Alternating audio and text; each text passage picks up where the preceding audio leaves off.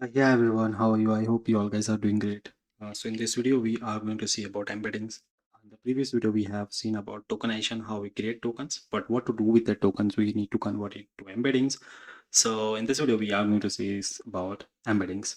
So in last episode, we have learned that a text is converted into tokens and each token gets a unique ID.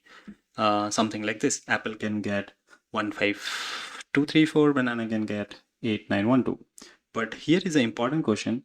Does this number 15234 tell the model that the apple is a fruit? Does it tell the model that the apples and bananas are related? Or car and trucks are similar than cars and pizzas?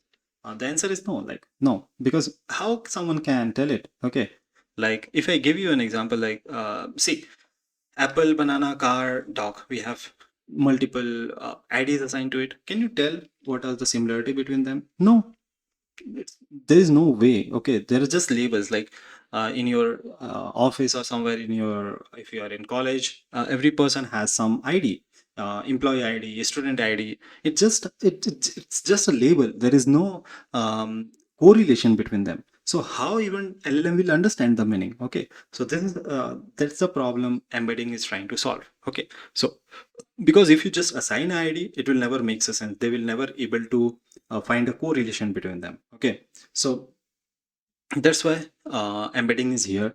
So what is an embedding? An embedding is a numerical representation that captures the meaning of a token, unlike an ID, because previously we have seen ID just doesn't make any sense. Okay, an embedding contains information. Instead of saying apple as 15234, we can have apple as a vector. Okay, or you can say list of floating values. Okay, so it basically if you ask me what does each value represent, is the distance from 000. Okay, if you want me to visualize it, so this is how embedding looks like. Okay, so if you just go into very depth, so see, uh, this is x-axis, this is y-axis, this is z-axis, and let's suppose derives. So derives is having some distance from this point 000. So this is and let's suppose we have if you see this example, we have, let's suppose we have 0.42, 0.81 and 0.11. It means it has three dimensions. Okay, and 0.42 is distance of one dimension from that 000, which is center point, and so on. Okay, so this is how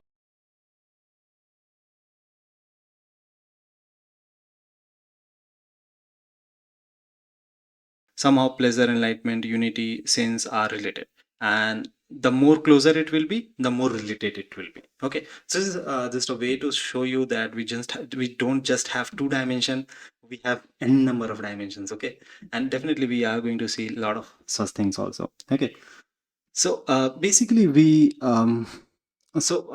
try to let me give you an analogy. Like imagine you are describing every animal using characteristics. Like animal is dog, cat, fish, bird. Every have one leg. We have to see, can they fly? Does they have fur? Does they lives in water? Okay. So instead of giving each animal an ID, we describe its characteristics.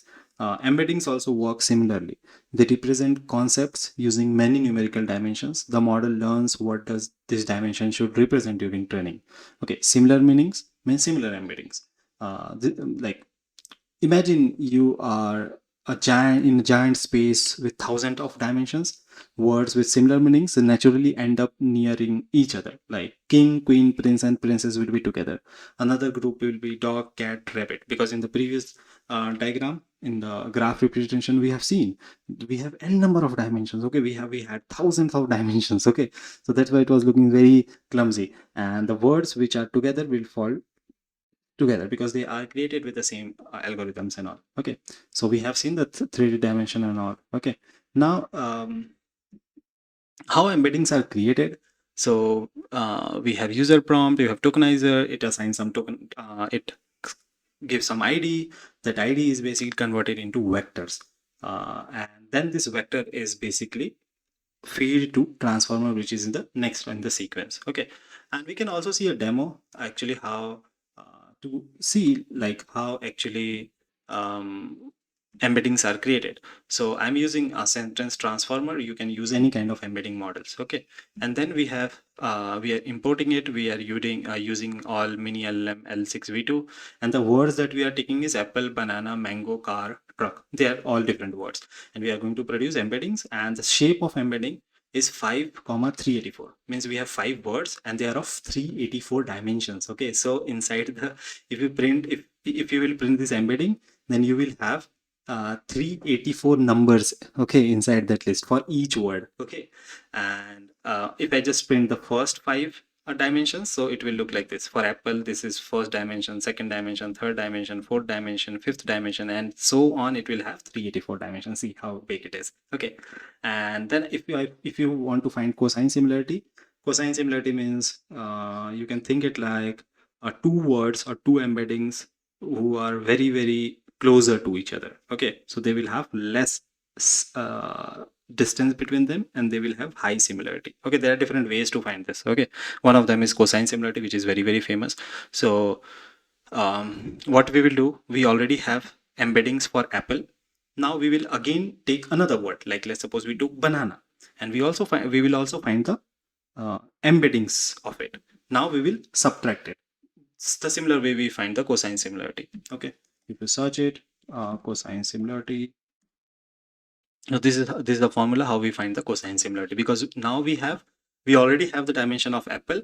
Now we are trying to find whether the new word is similar to the previous word or no. So we are also creating the embeddings of banana, and then we are trying to fit in that formula for finding cosine similarity, and it will give us how similar it is. Okay, so for example, for banana, for apple is completely similar. That's why we got a score 1. So the score range is between 0 to 1. Okay, if you see banana, okay, apple and banana quite similar, so it has 0.4.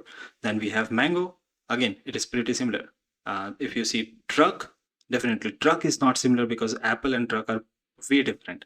If you see truck and mango, if you see this data point 0.222, so truck and mango are no way similar. Okay, so that's why the similar meaning, the words or the tokens which will have similar meanings, they will end up being together each other. Okay, so this is what how embedding looks like. Okay, now let's see actually why embedding matters. Okay, without embeddings like cat, car, moon, banana, they are just unrelated IDs that we have already seen. They just assigned a single ID, because single ID doesn't make any sense because they are separate entities.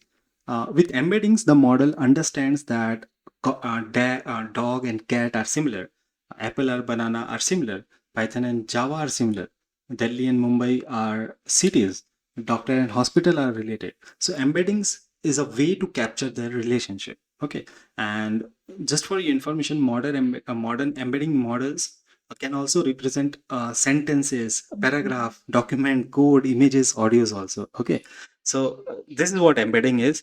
Okay, so till now we have covered user prompt, tokenization, embeddings. Okay, in the next one, whatever because we knew that user prompt was in English language, then we converted, broken down into several words, then we converted into a vector of numbers, because definitely computer understand numbers. So then once we have that vectors, now we are going to feed it to our heart of the LLM, which is transformer, which we are going to explore in the next video.